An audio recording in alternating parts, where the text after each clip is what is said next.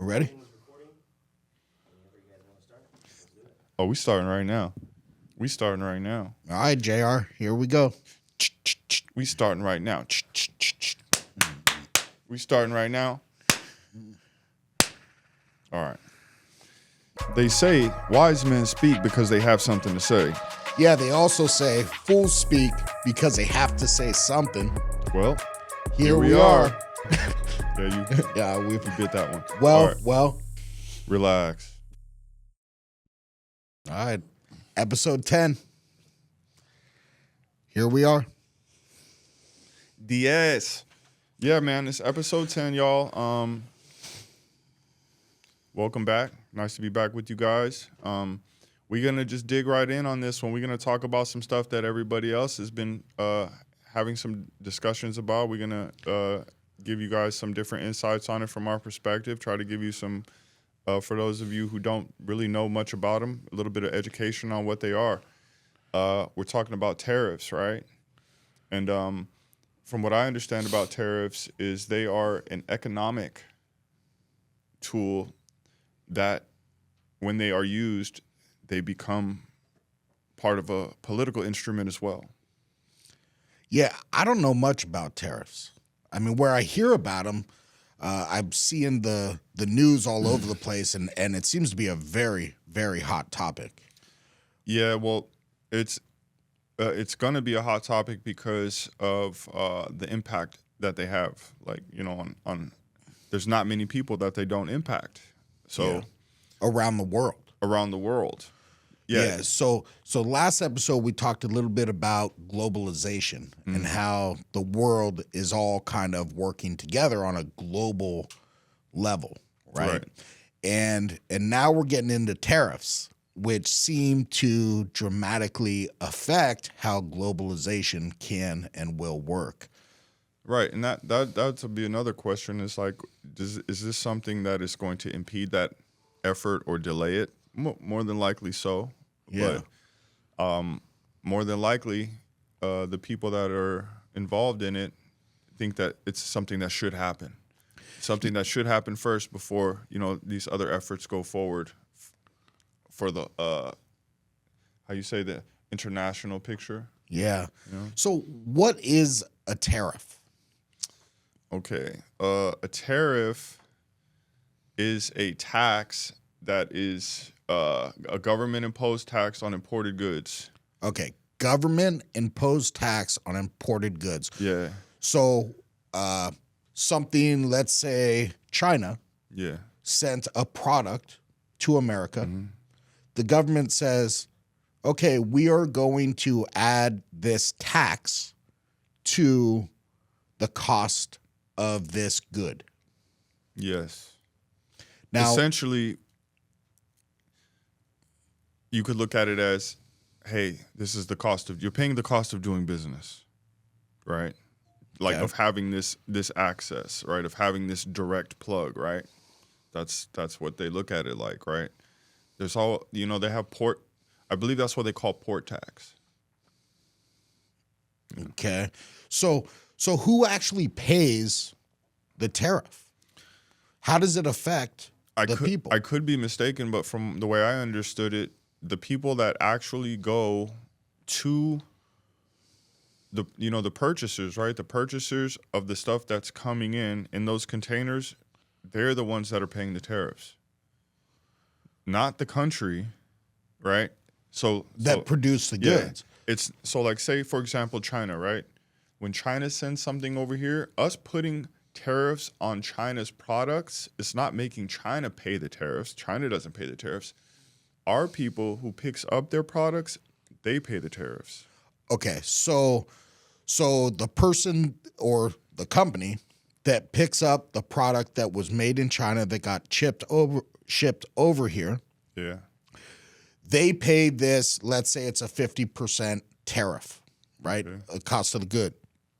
Pay 50% more to the government, which then they need to go, you know, they just bought these goods, they're going to sell them here in America.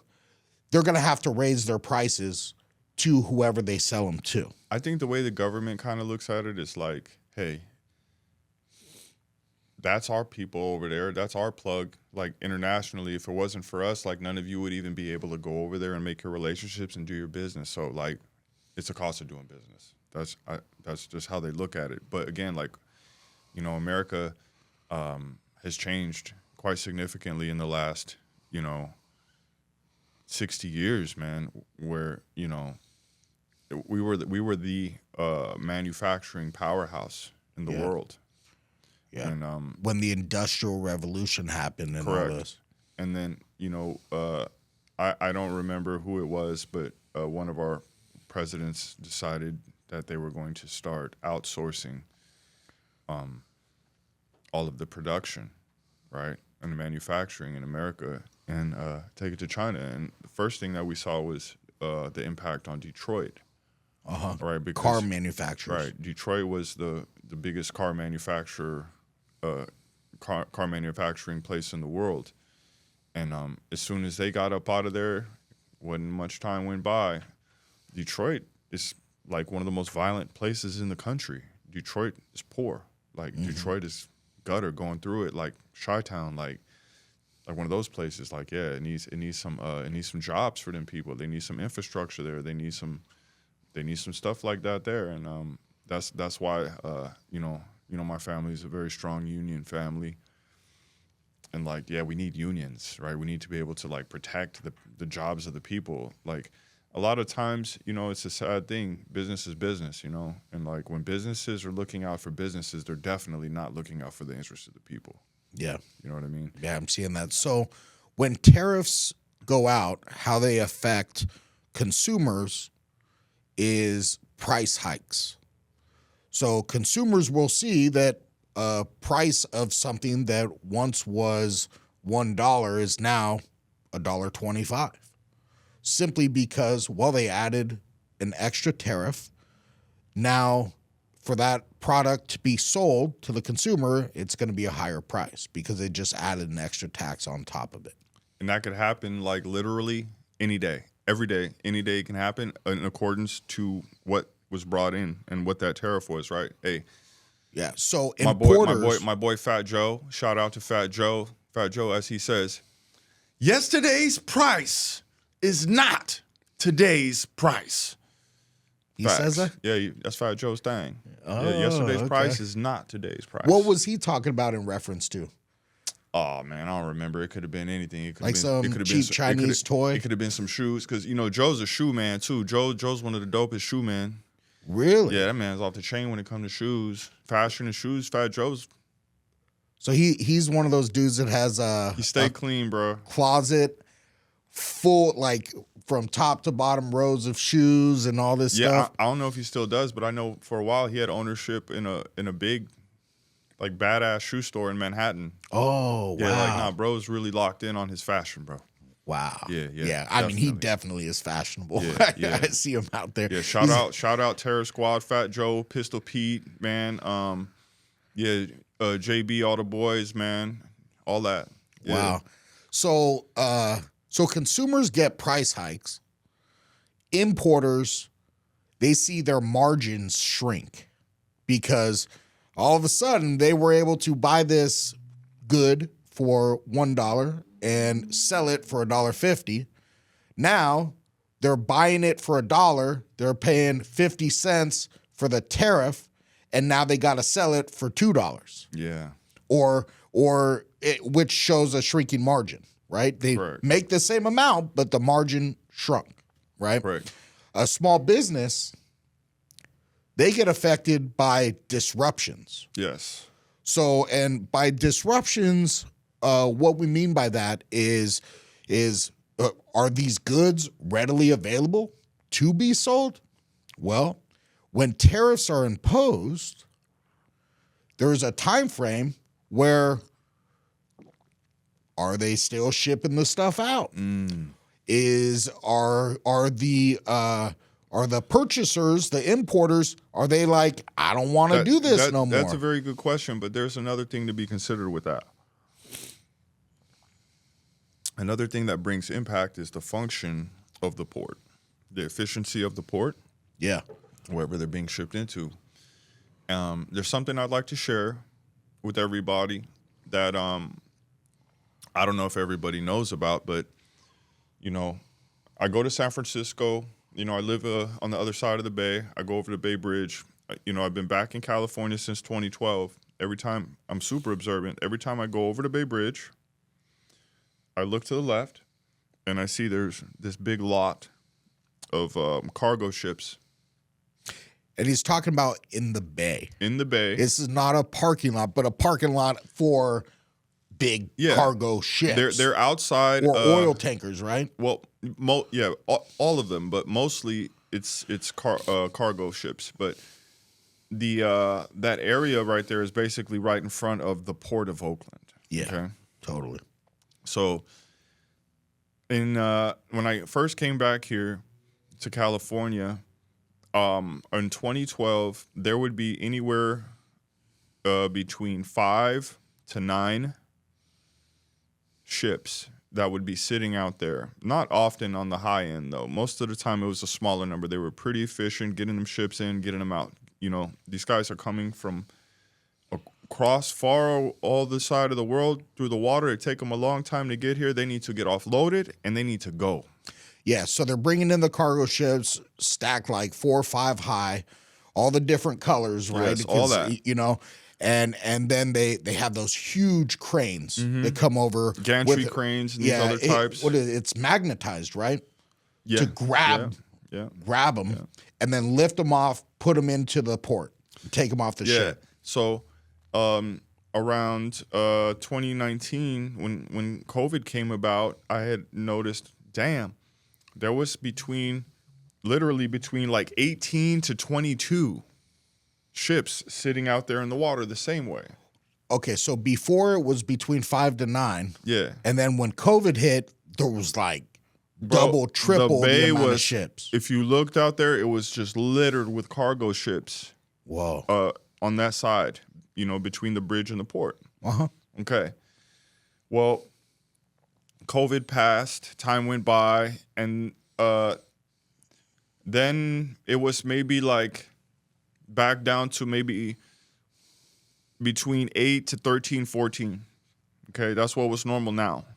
And you're talking now being 2024, 2025, starting 2025. Well, last week, I took a drive over there, and when I looked over, to my dismay, would you believe how many ships I saw that were cargo ships? How many? 0. Whoa.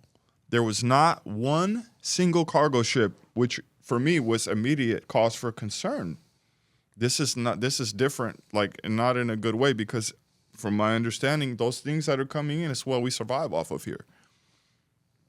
These are our things, like when those things sit out in the water and they don't get offloaded fast, like they're days behind and all this stuff, we feel inflation locally. They have to charge more for stuff locally because they don't literally know when they're going to be able to get this stuff off this ship. Yeah. Or they don't even know the ship's situation. Yeah, and all they know is their stuff is not here on time. So guess what they got to do? Scarcity thing. Yeah, exactly. What do they got to do with what's left? Turn up the price on it. You understand? So now we're in this place. I'm sitting out there. I'm like, dang, there's no cargo ships. But when you know what there was? There was a dozen or better oil tankers there. I said to myself, dang, and this is just an assumption, but I said to myself, man, we're really going to start feeling this stuff. Like, so does that mean the price of oil is going to go down? Well, in my opinion, what I think is happening, I think they're picking up, those ships are laying in wait to pick up oil from the refinery in Richmond, because if I'm not mistaken, the refinery in Martinez is closing down too. So they're trying to get out as much oil out of our country as possible and sell that stuff up out of the country so we can get some money in, because right now, this trade thing with everything else is, and let's assume that applies to petroleum as well. Huh. But those are different goods. That's a different thing. That's a different market. But it's quite a big deal, man. All right, so getting into this information we put together and some of the history of tariffs, right? There's what's called the Smoot-Hawley Act in 1930. So tariffs have been going on for a long time. This is not just some new thing created by our new president, although some people think it may be. Tariffs have been around for a long time. All the way back to 1930, there was an act that was created because essentially it worsened the Great Depression by inciting global retaliation. Tariffs existed long before that even. It's just that specific event was a monumental event that people will remember forever because the Great Depression was already happening. Yeah. People were already suffering. People was already starving in the streets. And then these people thought that this was a good idea that was going to fix the problem, and all it did was make everything much worse. Yeah, so it was signed into law in 1930, was a protectionist trade measure that sharply raised tariffs on over 20,000 imported goods. Its intention was to shield American industries from foreign competition during the onset of the Great Depression, but it ultimately deepened the economic crisis. So over 20 countries retaliated with their own tariffs, causing international trade to drop by over 60%.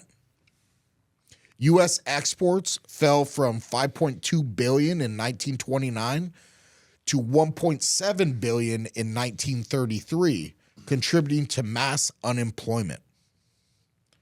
The problem that we have here is that because of the party system, right, that there's no alignment. There never is going to be like a mission that's a mission that everybody feels is the same mission that we need to accomplish as a country. Like, it's like either a blind following to a party or they fall in love with a president, right? And like when people have a blind following or this, they're so enamored by a figure, they're less likely to hold those figures accountable. Right? Yeah, so we spoke about this a few weeks back. That's of different issue. Types of bias. Yeah, that's our issue that we have here. It's confirmation bias is what we're talking about, where you have somebody that you're like, oh, I'm idolizing them. So anything they say, you're just going to confirm your thought that they are the greatest. That's gold. And see, the thing is, it's very interesting. As it said, its intention was to shield American industries from foreign competition. It's quite interesting. There have been some people who wanted to do that. And then obviously there were some people that made the decision that they were going to sell all that stuff to other countries and do the exact opposite. And now we're in a certain position where we're the biggest consumer in the world. Yeah. Okay. And our money is being spent elsewhere because we ourselves do not have the manufacturing capabilities. And it will take a very long time to put that in place. That is, it's pretty much unrealistic. Yeah, we'll get to that. Yeah. We have some evidence on that and some information that we could get to. You know, you said something that kind of sticks with me a little bit. You said we are the biggest consumer in the world. But in fact, what I'm kind of hearing is that we're saying we don't necessarily want to buy your goods anymore because we're imposing these tariffs, which makes the price go up, which makes us not want to buy their goods, which could potentially increase the ability for us to create those goods ourselves. I wouldn't say it would increase the ability. Like, so the idea is the need. The if need we're not for getting certain, the goods, the need for certain, yeah, but the ability not so much. So the way to look at it is this: the way that it's looked at by people, without saying any names, is we're gonna make these tariffs so high that people here are not gonna want to pay for this, and people over there are gonna get pissed off because their stuff's not getting bought at at a good rate, and we ourselves, it's going to force us to start doing this manufacturing, right? The sentiment is good. You know what I mean? The intent is well. But you know as the road to hell is paved with good intentions. This is a business. This is a business type of venture going on, but there's too many other components that can contribute to its outcome. Like if it was just us saying, "Hey, we're gonna put these tariffs on," and that's it, cool. But no, that's not it. There's a bunch of other stuff There's a bunch of happening. other tariffs that are being put on by other countries, and there's a bunch of other deals that people are making with other people that are potentially gonna take customers away from us on our exports. Let's get into some of these specifics because we're talking about it before we really laid the groundwork. Yeah. Right. So in some of this data that we got, you know, we use the internet. Some of it may be perfectly on point. Some of it may be slightly off because we use the internet. It is the internet. We did use AI. No, but it has to be right though. It comes from the internet. Oh yeah, that's how it works. You know it. Everything from the internet You know is it. true. You know it. Right? No clickbait here. That being said, what we gathered, it talks about Trump era tariffs. And this is like buzzwords, right? One of the reasons that we're doing this story is because, or this podcast episode, is because we know this is a very hot topic. It's something that myself, I don't know anything about. And I'm eager to learn a little bit, educate myself about what's going on as everybody continues to talk about this and says how it's going to affect every single American citizen, and not just American citizen, but everywhere around the world, these tariffs will affect. Yeah, for us, this is like entry-level education for both of us. I don't know nearly as much as I think I should about this subject matter either, but it's definitely something that I care about people. There you go. Right? And I'm an American. Yeah. So guess what? I care about the American people too. Yeah. Right? So it's like if something is happening and it's piquing the interest of everyone and it's impacting all of us, we need to lock in on it too and see what's going on. Yeah, and us doing this is really us trying to let you guys know, as our listeners, that we're open to learning more about this. You know, something that has happened as we've got this channel going is we've gotten some great comments from our listeners where they've educated us on different things that we didn't fully understand. We read those comments and then we go to work, start learning more. And that's kind of what we're trying to accomplish here in creating The Gambler and the Guardian and some of these topics that we're choosing. 100%. So back to some of these Trump era tariffs. It says that it's increased costs on appliances, steel, and electronics.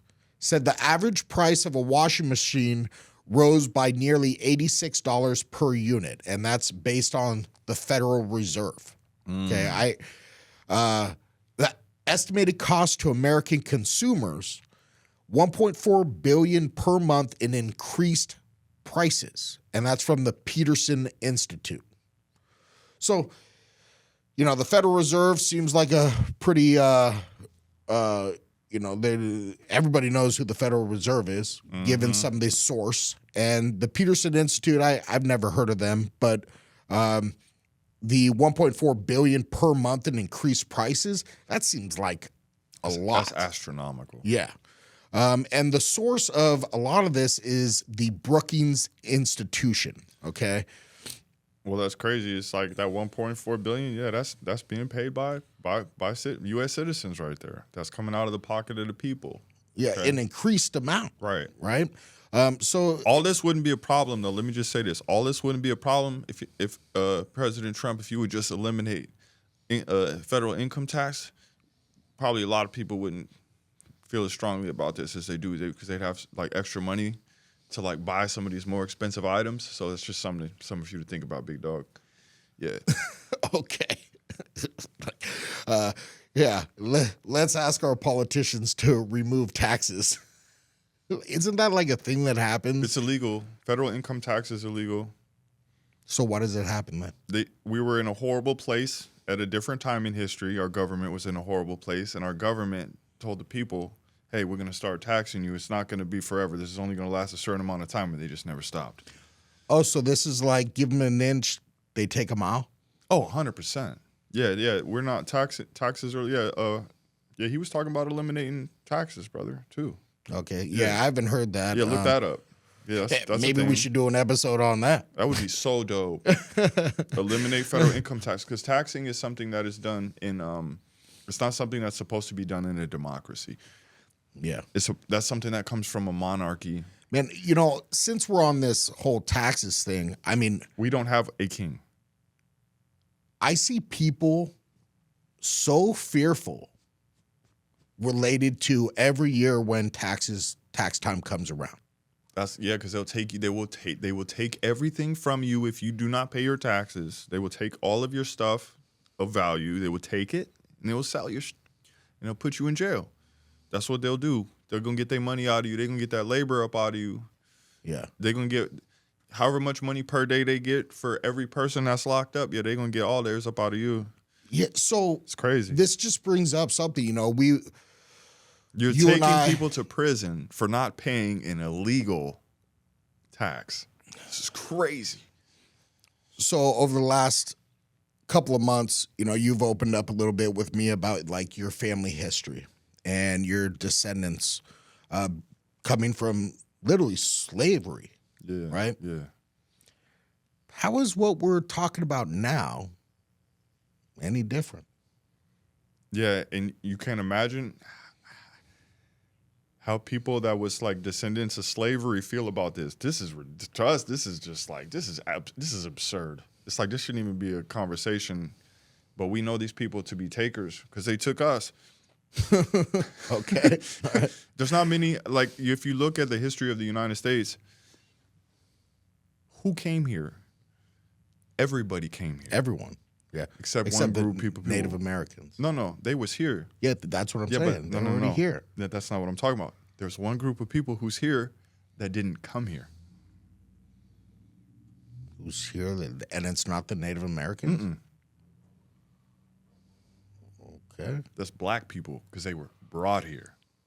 Well, they came here. They didn't come here. When you come somewhere, it's by choice. They were taken and brought. Oh, okay. I kind of see where you're coming from. That's the difference. And like it's been a hard road for these people. You know what I'm saying? To get to this point, to be somewhat closer to an equal playing field, right? And it's still not quite that, so many may say. Yeah, one of these quotes that I've heard my whole life, it's usually older people that say it. It's something like, life ain't fair. But it's always easy for, most of the time, it's the people who are not on the receiving end of the hardship that say that statement. I totally agree with this. So it's always like, yo, whenever they say it, it's like STFU, homie. Like, yeah. Like, come on. Yeah, I see that happening a lot nowadays where it's like everybody has some kind of gripe, right? Real quick, I'm sorry. I had to do this real quick. Do that. Shout out to the world according to Jen and Carolyn. That's our people right there. If any of you guys are watching this, y'all hear us say that. Give a check out to their podcast. Yeah, they're dope, very outspoken, very smart ladies, and man, you better be ready to keep up because they be ripping. Oh yeah, they go fast through their dialogue. In fact, one of the episodes I listened to of their podcast is when they spoke about tariffs. And they kind of broke it down in a much more educated way than we're going about. That's because they're much smarter than we are. Yeah, well, pretty much. Yeah. I think that's the deal. They are much smarter, much more educated than we are, so they're going about it in a little bit different way. So tariffs often hurt the people they aim to protect, especially the middle and the working class, right? So a couple questions that we have here, just asking our listeners, who benefits most from tariffs in today's global economy? That's a good question. I don't know. I think the governments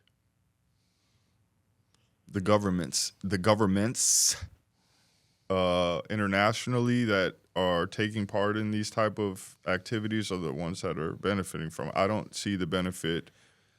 Yeah, For my the thought is people I at have all. no clue. So let me just say this. Let me just say this. I'm 43 years old. Only one time in my life have I ever seen the government give money to people ever, and that was during COVID. That was actually President Trump as well. I've never seen the government do anything for the people that the people were like, yo, our government's looking out for us. I'm so happy our tax dollars are going towards that. I've never heard those statements from any of my peers or any of my elders or any of my youngsters. I've heard lots of politicians say how they're helping the people. Yeah, it's their job to say that. But again, it's like we're down here on the ground. What do we see? Have you guys ever like looked at something and been like proud of it, knowing that your tax dollar went into building something that you can actually access, that you can actually, you know what I'm saying? On that note, we have roads. Come on, bro. We have, hey, yeah, dude, but those we roads, have roads, we have industries. most of those roads are maintained by local municipalities and states. That's not federal. Understood. Yeah. But like it is a government. Specifically in California, Caltrans takes care of our roads and bridges in California. Yeah. Like on the highway, right? Highways and bridges. But in terms of like other roads and stuff, that's local municipalities. And that's a big part of what we talk about our taxes. A big part of our taxes help to make up the actual net worth of the country. Because our net worth of our country is what we have, right? But there's also a net worth that they have that's based on what they think we have in terms of resources that are still in the ground. You know what I'm saying? So there's two different figures for that. And they're very, very different figures. Yeah. So some of the headlines that I've seen buzzing around. China eliminates tariffs on Yemen imports. Yemeni, yes. That China bans rare earth exports to the U.S. and U.S. retaliates with tariff hikes up to 300%. So that like stopping those rare earth imports from coming in here is stop a lot of our production of a lot of fundamental things that are needed to operate stuff. Like it's pretty crazy. That's gonna hurt. We can't replace them. Like who else? Like where are we going to get them from? Yeah, I've also seen that the Chinese. How do you pronounce his name, Nathan? Xi Jinping. Xi Jinping is doing some kind of trade diplomacy with Vietnam, Cambodia, and Malaysia, as well as others, to essentially make us realize in America that we're the problem, essentially. Yeah. So, like, basically, he's going to these other people and saying to them, hey, if you don't like how they work, come work over here. For starters, you're not going to have to pay any tariffs. How's about that? And we'll buy everything you got. Seems like a pretty good deal. That's for a them. good deal. Seems like a good deal for anybody. Yeah. Sounds sweet to me. Yeah, so there's some strategy behind a lot of this. And what we did in coming into this is we used a famous book written by Sun Tzu. It's called The Art of War, to kind of use some examples from the art of war to explain some of the tariffs and what may be happening. All great leaders, military strategists, and generals have all read that book, and it's a vital part of all types of warfare, all throughout history since it was made. Yeah, so it says tariffs are being used as economic warfare. And so in Sun Tzu's terms, all warfare is based on deception. And Sun Tzu himself was a brutal military tactician. He was no joke. Ruthless. Ruthless. Yeah. These moves aren't just about money. They signal alliance shifts, production, reorientation, and strategic aggression. So an example of this is Yemen gets China as a buyer for all exports. The U.S. loses leverage in the Middle East. Yeah. Any little piece of leverage that you can get in the Middle East, you want to keep that. So, and I don't know much about this, right? But it appears that the U.S. used to buy a bunch of Yemen products from Yemen. Now, we're essentially not going to be buying those products because China said, I'll buy them all. And we won't have. But think about the impact on a country like Yemen. You know, they're not balling out of control or nothing like that. And so, like, what they have to sell, like, it needs to be bought, right? And like, if it's like slow to get bought because people are like, man, I don't know if I really want to pay that for that because I was paying this just last week, and I don't know if I'm going to be able to sell it for what I need to sell it for to make my bottom line. Mm-hmm. And yeah, Yemen is like, yo, we ain't got time for this. We need to eat. And bro comes over and it's like, hey guys, whatever you got, bring it. I'll take all of it. Good. No tariffs. It sounds like good business, bro. Yeah. So these headlines reflect how modern economic power plays out like chess, with tariffs as the new pawns, knights, and kings.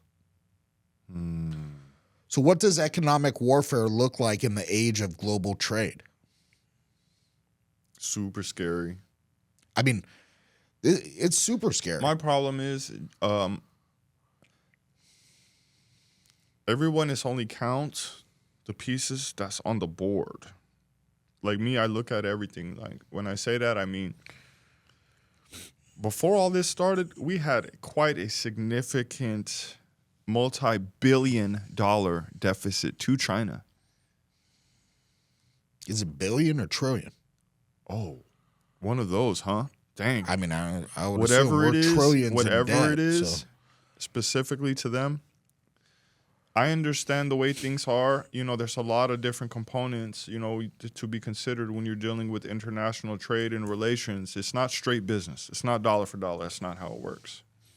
But when you owe somebody such a substantial amount of money, you know, where I come from, you don't posture on them. You know, you kind of maintain you got, like, my question is, okay, if we're not happy with the business relationship, that can be renegotiated.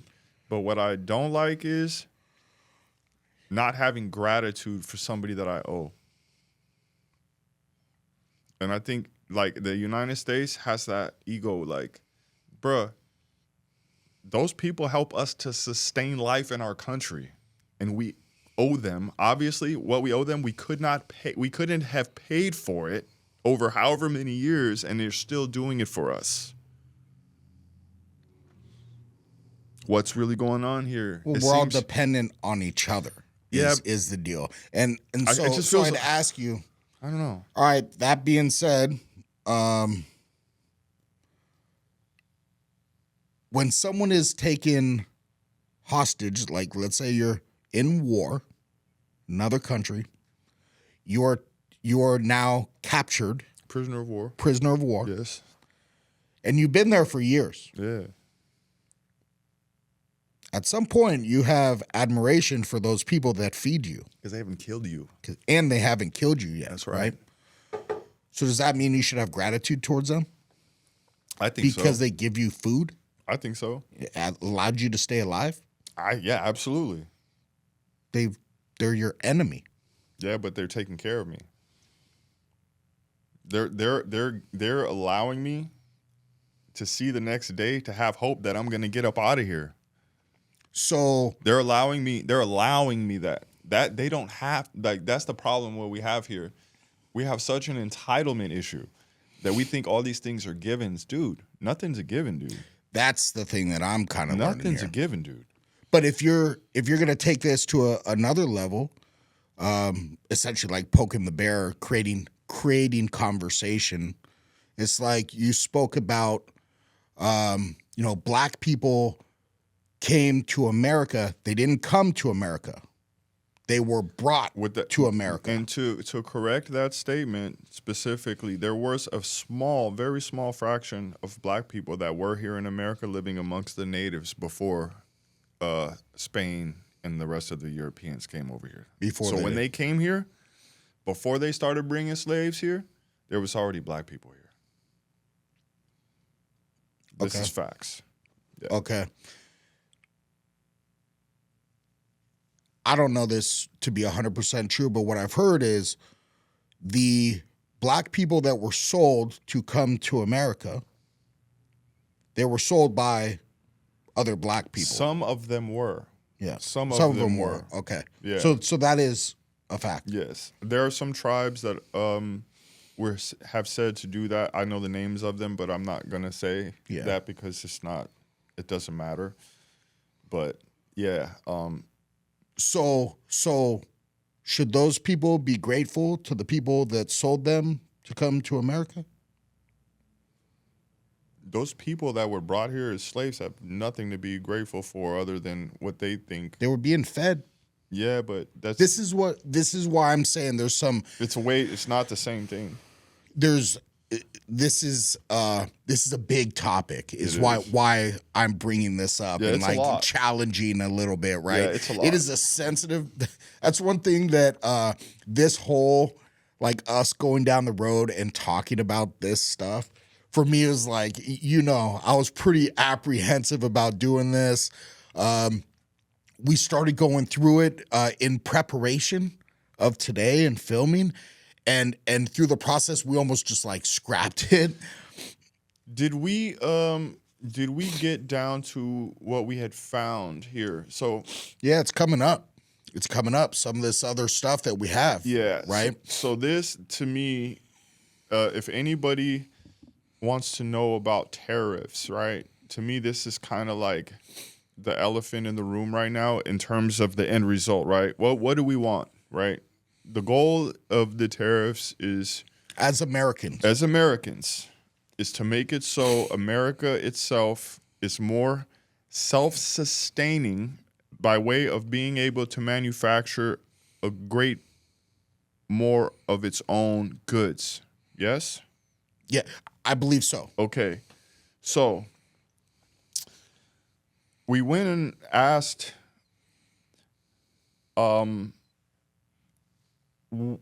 how long it would take for America to be able to build the infrastructure to be able to manufacture everything that we are getting right now imported from China. Yep. And what we found is it would take a decade or more and significant investment, potentially hundreds of billions of dollars, for the U.S. to build its infrastructure to fully replace China's imports. This includes not only building new factories and production facilities, but also reskilling the workforce and addressing policy uncertainties that can hinder long-term investments.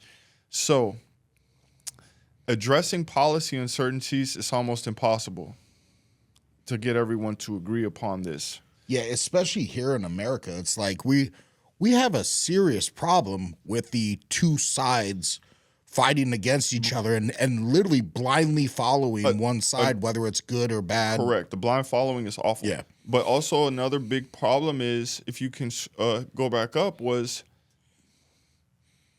reskilling the workforce. Bro.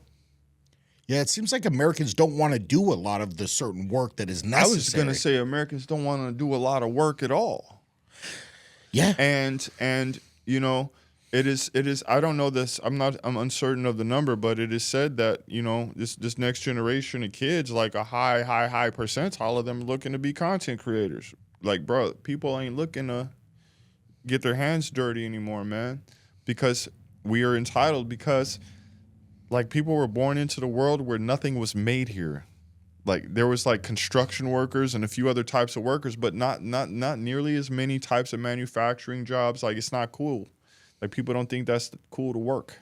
So we've taken for granted what it took to build everything that now we have here in America. As they say, how soon we forget. Yeah. I would also say that there's other pieces to that, and the youth do not have the same opportunities that, let's say, the baby boomers had when they were young. For instance. Well, the baby boomers got to like work jobs when they were like 8 and stuff, like 8 and 12. Like there was no such thing as a work permit, bro, when they were kids. None of that stuff. So it's starkly different. You know also, what I mean? baby boomers' houses were like $12,000, $24,000. Maybe in the heart of San Francisco, $43,000. Yeah, but right today, this is the same amount of money today. What they paid back then, now it's the same amount. It's inflation. Things cost so much more money. You see what I'm saying? All right, so you're gonna tell me that my grandparents, who bought their house in South San Francisco for I think it was $22,000. Yeah.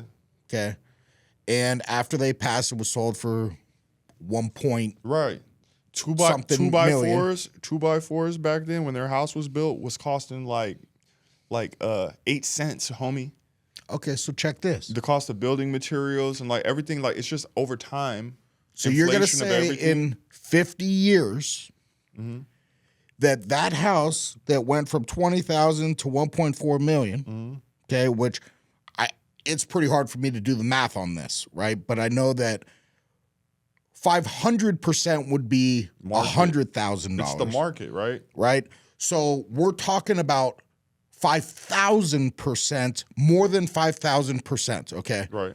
And now, if I was to go buy that house for 1.4 million, you're saying in 50 years, it's going to be 5,000% more than what it was? And I'll be able to have my, like, the same kind of feeling, the same opportunity that those grandparents had? At the rate that everything else is also moving and growing with it, it's possible. It sounds like what we built society based on always growing. It's not sustainable. And that's what my point is. And I'm just asking the question. No, it's not sustainable. Because I'm looking at this going, okay, so 5,000% growth from, 50, 60 years since they purchased their house to now, right? And I'm like, okay, so I'm going to go pay 1.4 million for that. That means it's going to be like hundreds of millions of dollars. Is what that's going to be worth. That should also give Not you happening, that dude. should also give you a more of a realistic perspective on really the value, what the value of the dollar really is, right? Yeah, so what's happening is it's in my mind, I'm trying to make sense of all this. The opportunity, because I hear people say that's how much less the dollar is valued. We're going to have to charge this much more money just to get something for this. I hear people say all the time about our youth, the kids don't want to work. The kids don't want to do what we had to do. And kids be ready. This is my perspective on it is those kids don't have near the opportunity that you had.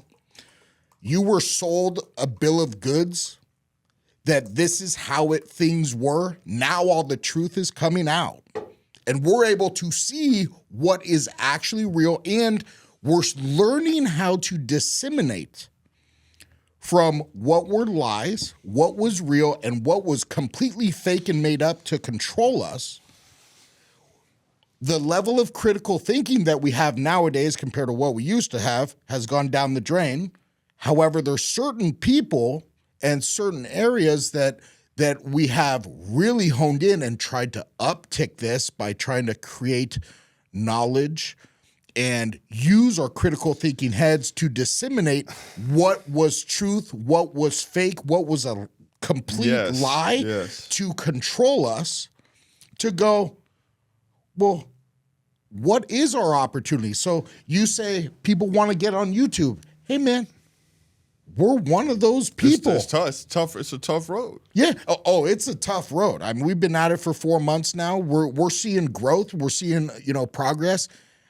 I'm really enjoying this. In fact, every 2 weeks when we get to come do this, this is like the best part of life right now, because I get to let it all out, man. Some of the frustrations that I have in the world, get to learn about it together from a different viewpoint, listening to yours, and then also in the middle, after we've done it, we get to see what the people say about what we put out. I don't know if I agree on there being less opportunities for kids. Like they're different for sure, different opportunities. Yeah, but there might be more for them though because of accessibility. So you're saying they could do anything? Meaning like there's like kids that are like 10 years old, 12 years old who like got rocking Instagram accounts who are like bosses, like shoe barons, like when it comes to like certain shoes and stuff like that, they're like in the game. You know what I mean? They're getting their money. Like we didn't have the opportunity to do anything like that. Like that's true. That stuff there's a whole bunch of stuff that's like that was not. It wasn't there, or we didn't have the accessibility because the internet wasn't quite there. Like, yeah, smartphones wasn't a thing. We didn't have those until way later. You know what I mean? Like, yeah, for sure. And these kids are like born with this stuff, and it's like putting them into other places that we just didn't have access to. Yeah, there's lots of unknowns. Yeah. I think that's like a real thing that's happening nowadays is nobody knows what's going to actually happen. We have the fear of what AI could potentially do to us humans, but then also the blessings that it could bring, Yeah. We have like skilled labor that is like the only thing in my head, like, okay, well, I need to go get my hair cut, right? Will there be a machine that could do this? Probably. You just said haircut. Yeah. Shout out Mama Lori Biaggi. There you go. Mwah. Yeah. Love you. That's definitely something where it's like you're still going to want to go get your hair cut and pay that person for the service of doing it. And they're skilled, right? Yeah, work still needs to get done to keep up this society that we live in and these things that we take for granted. Yeah, and that's where we have this issue, like I said, reskilling the workforce. Like, okay, let's first like figure out if we really got enough people to actually want to do the work. Let's just do that, right? So Sun Tzu had a quote: "The supreme art of war is to subdue the enemy without fighting." Mm-hmm. So some of the things that we see have happened here is China has banned rare earth exports, right, to the United States. It impacts U.S. military, tech, electronic vehicle supply chains. Mm-hmm. So it's like they're technically not fighting. They're not like dropping a BOMB. This is another aspect of what is considered a Cold War. Right. When I think of Cold War, I think of the Russia, United States, and all these posturing, a bunch of posturing and blustering, and all these weapons that became the legal arms trade later. That's what I think of, the Lord of War, right? That movie. Yeah. Oh, which is in real life, Victor Bout, which was the guy that we traded for Brittany Griner. That's who we gave away. We gave away Victor Bout, the Lord of War, for Brittany Griner. That's what we did. Welcome home, Brittany Griner. Yeah. Imagine that. But I hope if it goes down, Brittany, that you so dope that you could get to blocking the missiles. Because, girl, man, okay. What else we Wow. got? So there's a redirect, 150 billion in trade from U.S. to the global South. Yeah. So everybody else, it goes everywhere else. And people are going to start doing business with other people. So China courts the EU with trade incentives, offers tariff-free access to Yemen, Iran, Russia, and Africa. So essentially, they're creating a whole alliance. Just pay attention. Africa. They didn't say any country in Africa. Yeah, They this said is the continent. the continent, homie. Yeah. Like, y'all wake up. And Africa is what? The motherland. Why? Because it has the most natural resources of any place in the world that make China's look small. And they about to get in with them.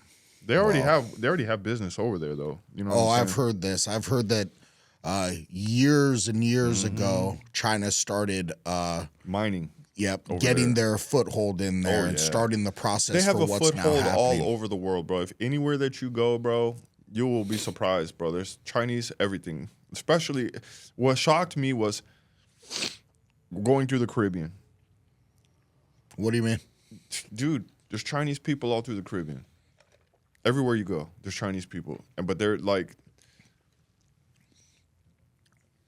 they're influenced by the culture of where they live. So they're not like Chinese, you feel me? Oh, yeah, just like Chinese Americans, right? Yeah, but like, it's so dope when you see a Chinese person like, man, no, I hear nothing you have to say about that. All right. Like, speaking deep Jamaican patois, you're like, What? deeper That than would I be can kinda cool. deeper than I can understand. I'm like, what the hell? And yeah, man, they everywhere. But see, they stick together, man. That's what I love about the Chinese culture, man. They take care of each other and they plan on doing stuff for their kids and their kids' kids and all Yeah. that. That's what I love about them. Yeah, they're definitely playing chess. Mm-hmm. You know, they ain't playing no checker. So U.S. response threatens 200 to 300% tariffs on Chinese EVs, but the supply chain vulnerability is totally exposed. So it says the battlefield has shifted. Now it's about disrupting trust, trade flow, and economic morale. Quietly and surgically. Ooh, man. And that's the thing. You beware of those who operate in silence. That guy was not over there posturing. That guy's over there, you know, like, yeah, hold on. Hey, y'all pull the plane around. Tell them, we pulling up and we got deals to make. Damn. So the global trade war, who's in the crossfire? How is the rest of the world adapting? China's big boat doctrine. Smaller nations survive the economic storm by allying with China.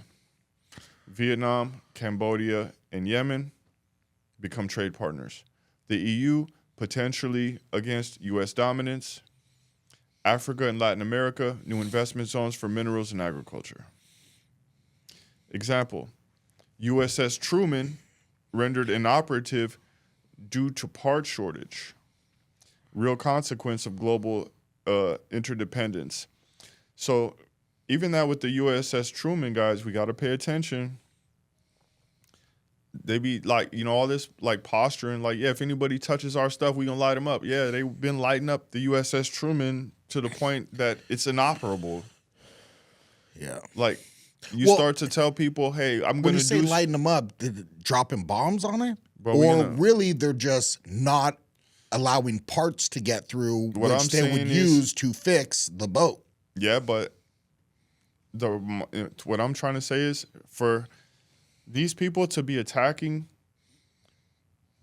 that ship, they do not respect us. They do not fear the consequences neither. Yeah. And that's why I say, you know what I've never done? I've never told anybody I was going to punch them in the face before. I never told anybody I was going to kick their butt. Yeah. If I was going to punch somebody in the face, I would just punch them in the face. And that's the problem. We keep telling people that if you do something that we're going to punch you in the face, and we haven't punched anybody in the face like that in a long time. Like we keep getting into little schoolyard fights, you feel me? But we ain't punched anybody in the face like that in a long time. Our bluff is being called, essentially. Boom. They're calling our bluff. They don't believe, hey, bro, they don't believe us, bro. They're like, oh, yeah, so look, we going to keep throwing rocks at your biggest ship. Yo, bro, I believe that was it's an aircraft carrier, bro. Yeah. The biggest ships, that's the biggest ship we got. Yeah. Yeah. So. Yeah, this is something that I hear people speak about related to government as well.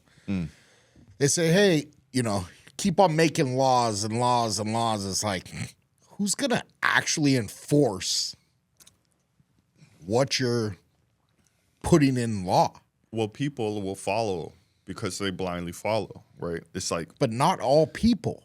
Yeah, but the majority is the majority. Yeah. And they're the ones that's the followers, the sheeps, the ones that don't have the internal voice, the ones that are just like, okay. Yeah. Yeah, and that's why they're the ones that are constantly being taken advantage of. Yeah, there you go. And then the other ones that are like, who's actually going to enforce this? They're out there doing what they want to do, just like in Oakland and SF and these places where you mean like the career bippers? Yeah, there you go. Yeah. Breaking windows in order to get into the car to where it's like, all right, man, I'm just going to leave my car door unlocked so you could just open it. I'm going to leave the windows down so you don't break the window so you can see that there's nothing in here, right? And because the reality is there is very little enforcement. They put the law out there, but it seems like, in a way, society is benefiting those people that just go and do what they need to do. And see, like, that's how things happen over time that become unconstitutional. Like, so it's like, how long can every 15 seconds a car is being broken into in the city of San Francisco? Is that wow? That was last year's statistic. So if that's happening, for how long does that go on? Until they say, you know what? We can't have enough cops out everywhere to catch these people. So you know what we should do? We should start putting cameras up everywhere like Europe. But that's un-American because it's unconstitutional, because now everybody's worried about them being watched just walking by doing their normal stuff. Yeah. But you don't want them criminals though, right? But you see, you have to be able to pick your poison. You have to know, hey, something is part of something or not. You can't have everything. You cannot have everything. You cannot have your cake and eat it too. You know what I mean? So later on, when they got all these cameras up, because there wasn't enough enforcement and all these threats was being made, but nothing got done, don't come crying later talking about, oh, it's unconstitutional. Well, I don't know, bro. And I agree with that. I agree it's unconstitutional. I don't want cameras everywhere. But damn, what's going to stop? Yeah, I know. What's going to stop all the killing in Chicago? What's going to stop all the killing in the streets in Oakland, in Detroit, in DC? What's going to stop all the bipping in San Francisco? What's going to stop all these businesses being burglarized in Oakland? Yeah, but is it actually? Are they really wanting it to stop? I mean, that's the thing. Really? It depends on who's they. Who actually wants it to stop? The business owners and the people like me and you that live down there that are actually trying to live and work. And seems like there's a lot of people that profit off it not stopping. Yeah. Yeah. It's not going to end well. That's how only way things happen, right? It's like something is actually happening. Some bip happens. Somebody gets caught bipping. There's an absolute catastrophe. Somebody makes an example out of that person and goes the extra mile and does some inhumane stuff, and now the whole world is paying attention. Yeah, because that person gets put in the death penalty. Now we got to do something about this. You understand? That's how things work. So, you know, humanity is like that. It's we first get it's want, need, and then have to. That's the way we think. Yeah. And it's unfortunate, but that's what happens. That's where we go.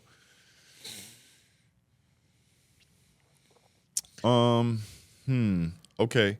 So what nations stand to gain the most from a weakened US trade position? Well, it's obvious that China gains, but China, The most. yeah. Yeah. But they also hold the majority of our debt, right? So if we don't have money to pay them, they're just getting it in a different way. I would By- do the same by thing, having bro. more I would do power the and same thing. control. I'd be like, bro, you know what, bro? You've been owing me this money for a long time, bro, and I keep giving you work, bro, and you keep not paying me, and now you trying me too. Yeah. Bro, you know what? I might just have to cut you off, bro. We might have to figure something else out because this is not working. Will this global reshuffling lead to new superpower dynamics? Seems like it's already kind of happening. The value of the dollar is not where it once was. It seems like these, now there's literally crypto. There's other type of currencies out there, and it seems like a bunch of these other nations are starting to join together in alliance to go against America. Yeah, that's definitely a thing. It's my concern is directly is Mexico and Canada. Yeah, we're stuck in the middle of them. They like Mexico, Canada, and the United States comprises North America. So if China is an ally of Mexico and an ally of Canada, that puts us in a very, very bad strategical position geographically at that point. It's like we become so small, and not only that, Isolated in a way. isolated. And if China decides to annex either one of those places and put something there militarily, that's kind of It's an act of war. it's kind of an act of war. Yeah. And like, there's really only so many ways to deal with that before. Yeah, we're not going to get into that right now, but yeah, it's not. This is not a good situation. So, what tariffs mean for American life, and how does this all trickle down to your wallet and world, right? And so, a couple things you can expect is grocery and electronics inflation, which we've been seeing a lot of already. I remember not too long ago, it was like eggs, right? It was like, oh my gosh, eggs are $8 for a dozen, like all this crazy stuff that was happening around eggs. They weren't right? that bad, bro. Yeah, well, I saw a social media video saying that, but I never saw them $8 a dozen. But Bro, I buy 5 dozen eggs every 2-3 weeks.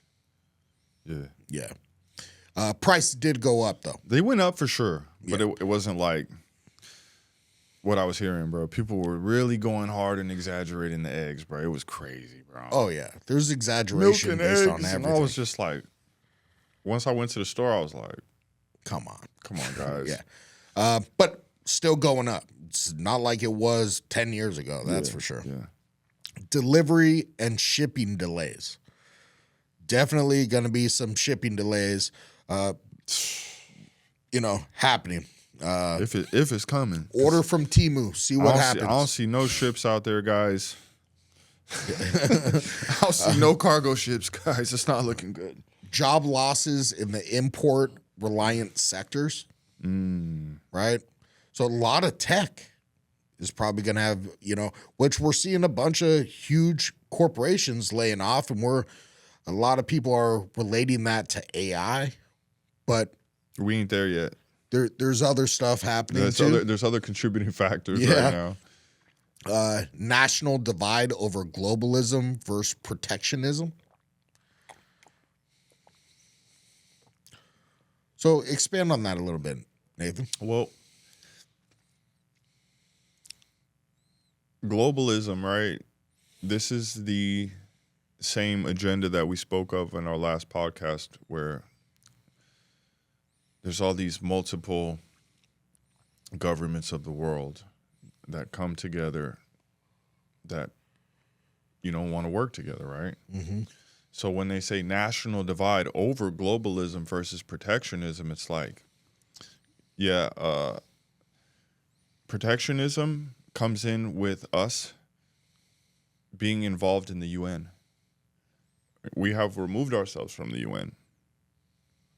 So The now U.S. isn't in the UN anymore? we're no longer, see, that's how, hey guys, you see how much he ain't tapped in? Yeah, we are not any longer a part of the United Nations. So this is this globalism versus protectionism thing. It's like everyone feel differently about it. You know what I mean? Because some feel like the UN benefits more from having us in the UN than we benefit from us being in the UN. Because of our contributions to the UN, right? The astronomical amount that we contribute to the UN, but we'll get nothing back though. So how long can we do that for? And it be fair to us? That's the question from those people's perspective. And it's a great question. Great question. And I could see how how somebody might think that way.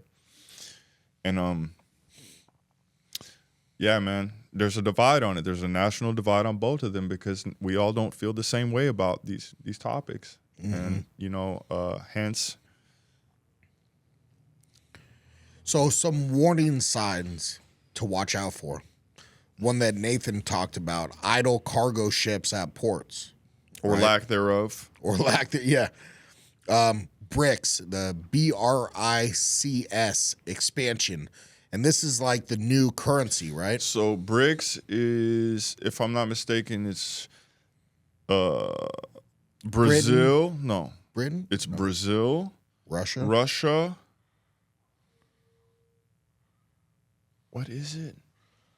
Let me look it up. Yeah, look it up real quick. I forget the other countries that are in BRICS. But it's going to make our dollar go to nothing. Brazil, Russia, India, China, and South Africa. But there's even more. There's Egypt, Yeah, Ethiopia, Indonesia, Iran, and the United Arab Emirates. Correct. But yeah, this is going to, if we continue on our current trajectory on the path that we are, our dollar is going to have zero value in the world and zero respect, because the fact of the matter is it's only speculatory. The quantity of natural resources that we have in America that are not yet mined that comprise our net worth as a country. But if you actually look at what we can count here today, it's not nearly substantial enough to be in the conversation versus that currency. Because remember, our currency is supposed to be substantiated by gold, a lot of which was taken from the American people and supposed to be returned and was not. I don't know about that. Whole nother story, but true. I don't know, man. Like our dollar, inflation. You know what is inflation? Yes.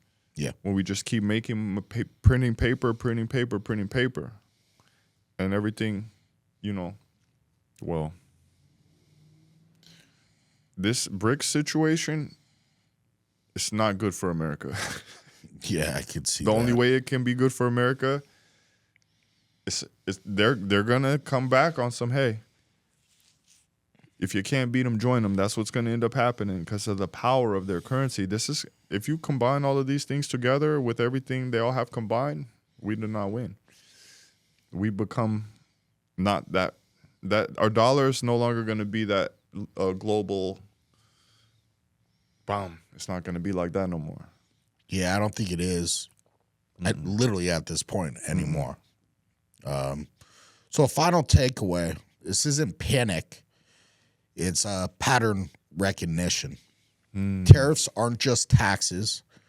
They're trade bullets. And if they're fired, understand who's loading the weapon. Well, interestingly enough, like, this wasn't something I learned about in school, tariffs.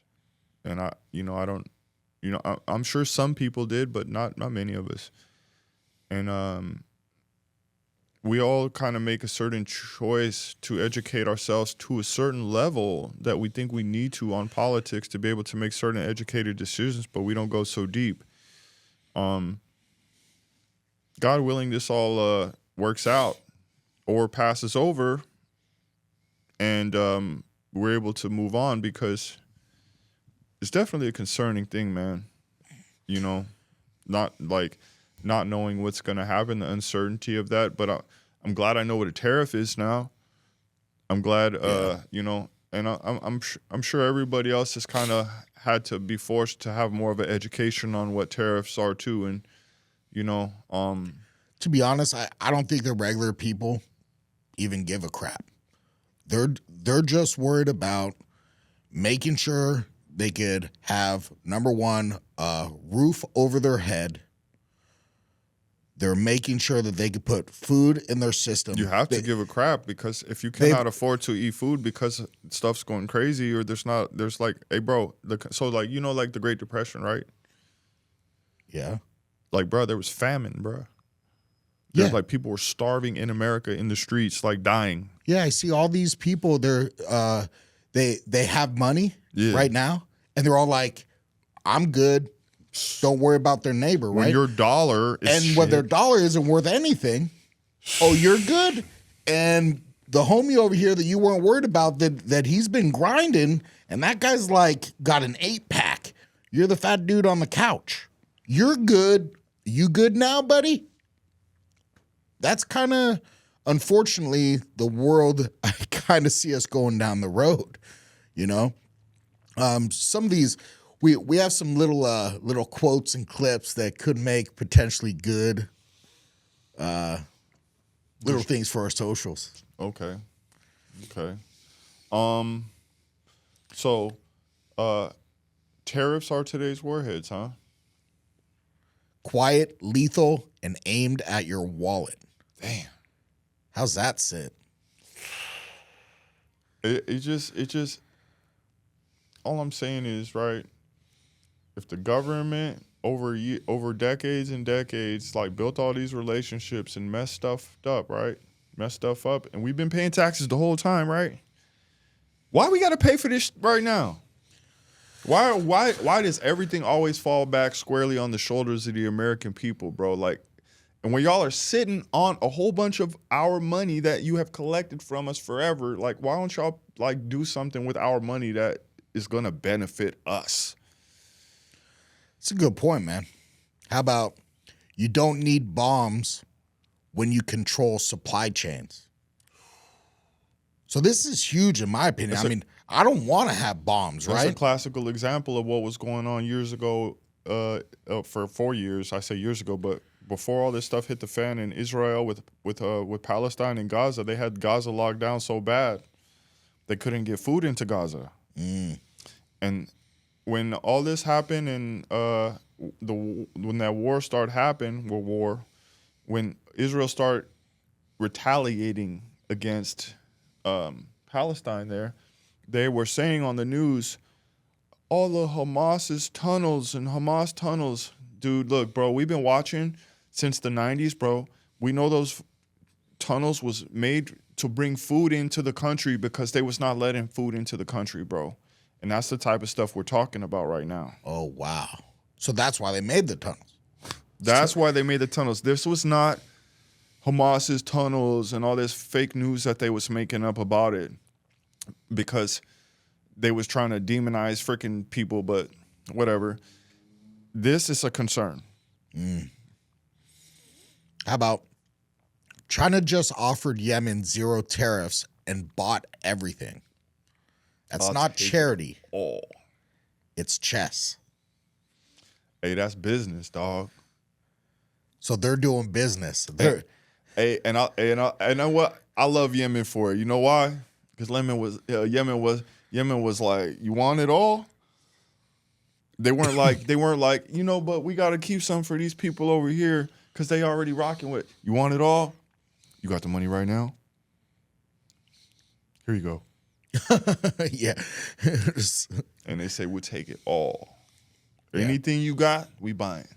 Yeah. Opportunistic. When I heard that, I was like, Sounds like Yemen's fairly opportunistic. well, anybody would be that has something to sell. It's business. They got a product. Hey. You better be opportunistic. Capitalist society, man. You better be opportunistic or else you're going to be sitting on product. That ain't going to do you no good. Yeah, that's a real thing. That's a bet. That's a layup. Hey, thank you, Ping. Thank you. You feel me? Yeah. Yeah. Why don't you do the next one?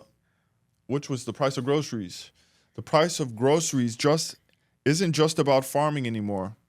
It's about foreign policy. Whoa. Well, again, that's our fault. And I say our, American government, right?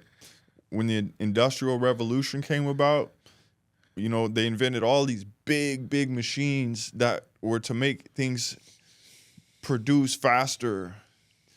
And, you know, it's all about bigger, faster, stronger. So what they did at that time was they eliminated, like organic farming kind of went out because they had started making all these chemicals, these plant growth regulators to make plants grow faster.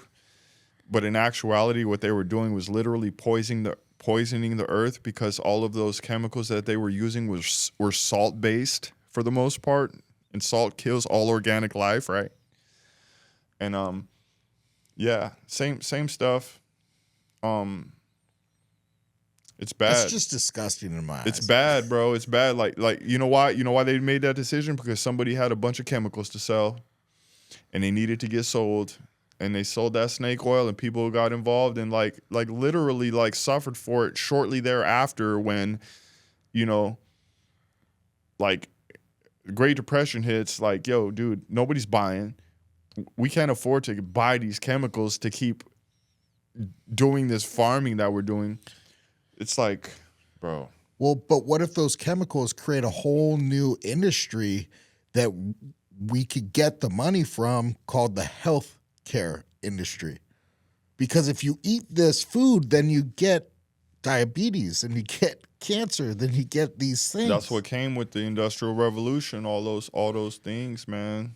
Things got nastier, man. It doesn't seem like the same issues that we're having here they're having in other places in the world. Because they didn't have the industrial. Well, actually, I'm incorrect. I believe the Industrial Revolution started in Europe. Yeah, I'm talking related to food. You know, a lot of the food that is okay here, they don't even allow in other countries. They'll make it differently. Like, like Heinz ketchup. Stuff that's in our foods here, like is those different in chemicals other countries. those chemicals are literally banned in those countries. Banned. Like they won't even let them in the country. But in our country, it's like, oh no, we're trying to poison. Standard. This is the standard. It's like if you guys have known for all these years that Yellow 5 does all these things. Yeah. But why is it okay to give it to us? But y'all keep people? telling us that this is what it does. But how come you're not stopping Mountain Dew from putting that stuff in Mountain Dew? It's not gonna make it taste different. Is there not another yellow that you can come up with that's gonna make it pretty close to that yellow? Yeah. Or why does it even need to be Like, y'all yellow tripping, for real? man. This is just so whack. How about this isn't a trade war.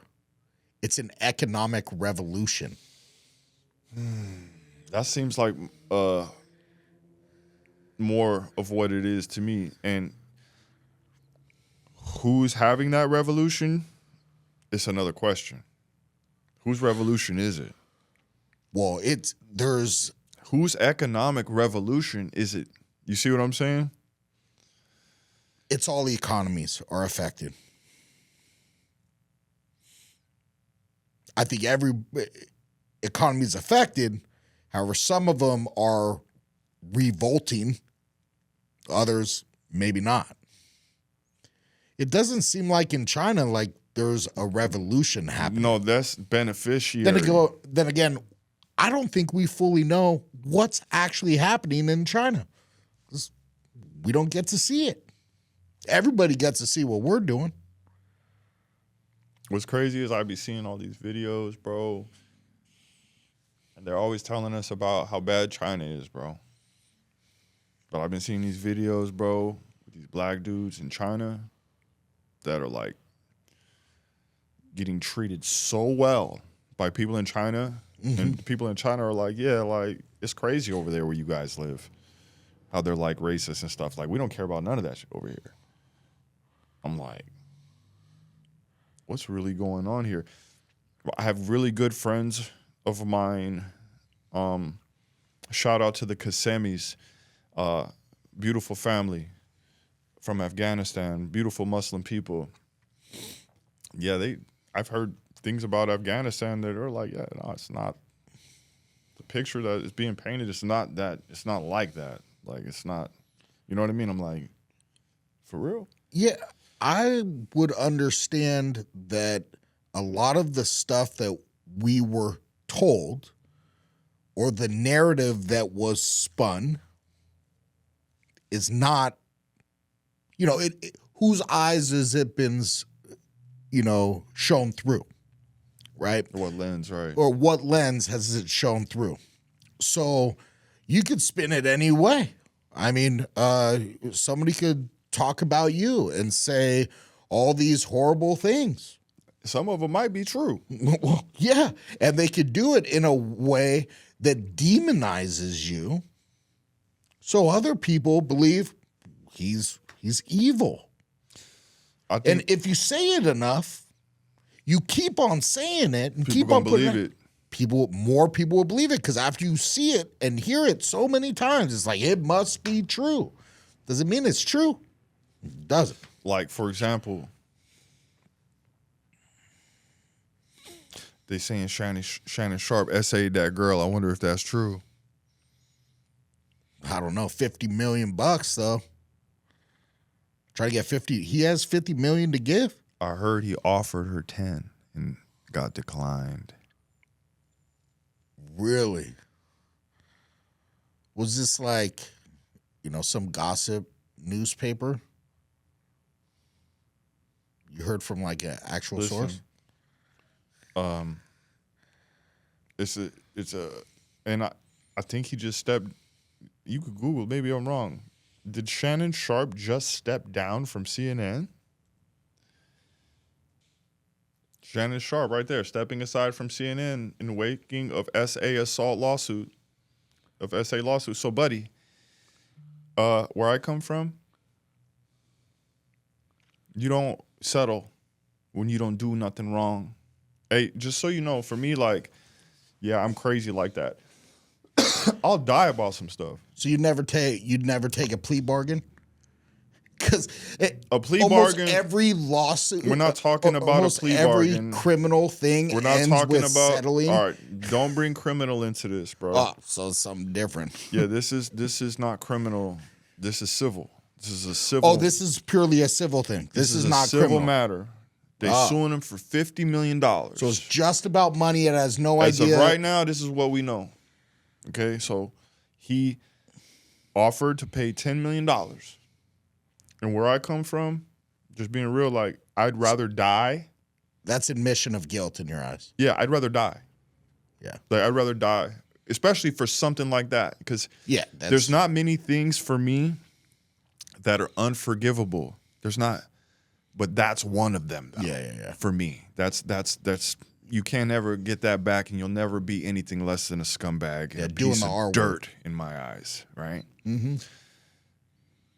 You don't settle, and then stepping down from ESPN. Why would you do that? Well, he's got a podcast now. You think that's gonna keep up? You think people is gonna love him if he did something like this? Probably not. Still got a ton of followers. Still got to spin. We'll see how that shakes out for him. I hope he didn't do that. Yeah, me too. And the lady, she looks bro, she looks so young, bro. You know, this guy's almost 60 years old, bro. The girl looks so young. I was like, bro, why, bro? That kind of raised a concern for me, too. I was like, why, bro? Yeah, why would he? So, like, I'm on some weird stuff. Like, I Oh, still gosh. look at stuff like when we were in high school, like, bruh, I ain't gonna date a girl in middle school. That's way too young. Yeah. Like, there's still a like code I have like within me that's like there's a certain amount of years that's like, hold on, bro. Like, hey, I got nieces that age. Yeah, I know. What are you talking about? Like, you sound crazy right now, and that's what that looks like right now. That should look crazy right now. If you see the girl, bro, I'm telling you, it's like you're attracted to. That's what you're attracted to. Someone that looks young like that, bro. I'm worried about you, boy. So as far as that situation goes, it's 50-50 to me. I don't know, Shannon Sharp. I hope you didn't do that, Shannon. Yeah. How will you ever know? Oh, we gonna find out with this money when he gets hit with this money. If they got what they really think they got and they take them all the way to trial with it, they gonna get their $50 million. That's how we gonna know. Does that actually mean that it actually happened? If he lost in court, if it's proven that he did something, yeah. So there's never been anybody that's been went to court and been falsely put in jail or something? Yeah, sure. You mean like how OJ lost his civil suit? There you go. Yeah. Oh, that's civil OJ, but criminal, he didn't do it. Yeah, but he came out later and said he did, though. We still got away with it. Yeah, but criminally. it doesn't matter. He lost that money. Right now, Shannon is So it's about money. It ain't about actual truth for criminal aspects. Oh, for criminal aspects, it's about truth too. Most of the time, unless it's a federal situation, you might be able to pay out of, depending on the situation. Federal is easier to pay out of. Yeah. Pay your way out of. Yeah. Okay. I don't know anything about this. Depending on the situation, the feds might or might not work with you, depending on the situation. If you got enough money. Yeah, but for this civil stuff right here, they ain't no working with that. Your only work with is to settle. Unless you know you didn't do it, then you're gonna rock out. You're gonna go to trial all the way till that ends. You're gonna drag them out. I'm gonna drag you through the mud because I'm gonna make this cost you everything. Cause you trying to defame me. Yeah. I'm dragging you through the mud. I don't care how long it's gonna take. I don't care how much it costs. I'm doing this. Okay. So from what I just learned and how you just explained that and relating it to this is like, oh, this isn't looking good for Shannon Sharp, dude. That part. Okay, because now I'm understanding where you're coming from. It's like, yeah, if he's approaching it like this. But we don't know who these people are. The problem we have is we see these athletes. We're like, damn, we're enamored by them. We're like, yo, he's phenomenal. He's great. Totally. But and the fact of the matter is we don't know what kind of human this person is. Hey, one of the best football players ever touched the field. Doesn't mean he's a great person. Aaron Hernandez. Oh. Everybody thought he was cool until what? Until he offed a couple people. And then end up offing himself because he's like that. Yeah. We don't know. We don't know who these people are. How he offed himself, for correct me if I'm wrong. When he did that, he also made sure his child. Oh, he made sure his people was taken care of. Okay. So there's this aspect. He was not a good dude. Nah. Right? Not a good dude. But he had love for his child. He had love for his child. All right, that's fine. And so instead of like rotting away, doing all this, he also was, I would assume, felt a bunch of guilt. Bro was out there. Bro was yeah. out there, bro. Bro had a lot going on inside of him, like spiritually and mentally. Like he was not in alignment, brother. Yeah. And in the end, though, the insurance companies paid out. Again, I'm gonna say this again. Like we got to pay attention to the history. It's definitely a smaller portion, but it's like, yeah, O.J. Simpson was one of them dudes. There was others so O.J. was also one of those figures like Shannon Sharp. He was a phenomenal, one of the best running backs ever to touch the ball. Yeah. And he was big in that space. He was a commentator. He had I remember as a kid, he was the coolest thing in the world. He had a contract with Hertz. I remember seeing OJ running through the airport, hurdling stuff. You know what I'm saying? On the commercials, it was like, yeah, OJ's dope. And OJ's from San Francisco. So, like, we really, like, rocked with OJ. Little did we know. That's what I'm saying. We don't know who these people are. Like, I'd be like... also, you could be a decent human being, and all of a sudden, do some really messed up stuff and turn into someone who is not a good human being. What I'm saying is, what I'm trying to say is, I'm trying to sum up is this.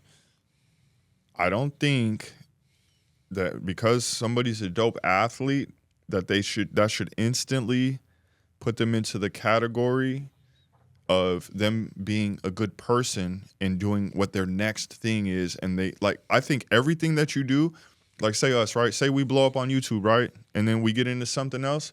Just because we're famous on YouTube, I don't think that we should be like entitled on that other stuff. I think we should earn our way up in everything we do. Like I think like Shannon should have been more. We all were enamored, but Shannon was one of them dudes, y'all, on the football field. This dude's a freak of nature. He's bad to the bone.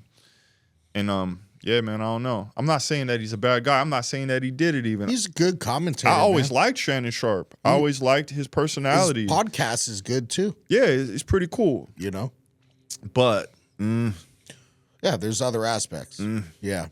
So just to close off here, closing thought around, tariffs are overall what we've been speaking of today. This is a quote from Sun Tzu. To know your enemy, you must become him. This isn't alarmism. This is realism. This isn't war by bombs. It's war by billing codes. It's tariffs. If tariffs are the new weapons, then critical thinking is your shield. And with that being said, guys, we just wanted to share this with you guys because we care about you guys. We care about all Americans. Me and this man right here, we don't have a political affiliation. We have our opinions, but we like to keep those opinions for the most part to ourselves because it's private. It's really nobody's business. But in terms of what impacts all of us together as Americans, no longer what the political affiliation is, that's what we're trying to bring to you guys. We're trying to bring that perspective to you guys because, look, at the end of the day, if the government F's up, it doesn't matter what political party you're in. We're all in this together, boots on the ground. We're the ones, no matter what the party is, that are going to have to interlock our arms and work together to lift each other up, to help feed each other.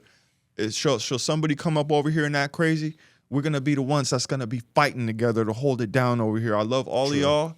Love from the Gambler and the Guardian. And thanks for coming. We'll see you next time. Peace out. All right. That was the best outro ever.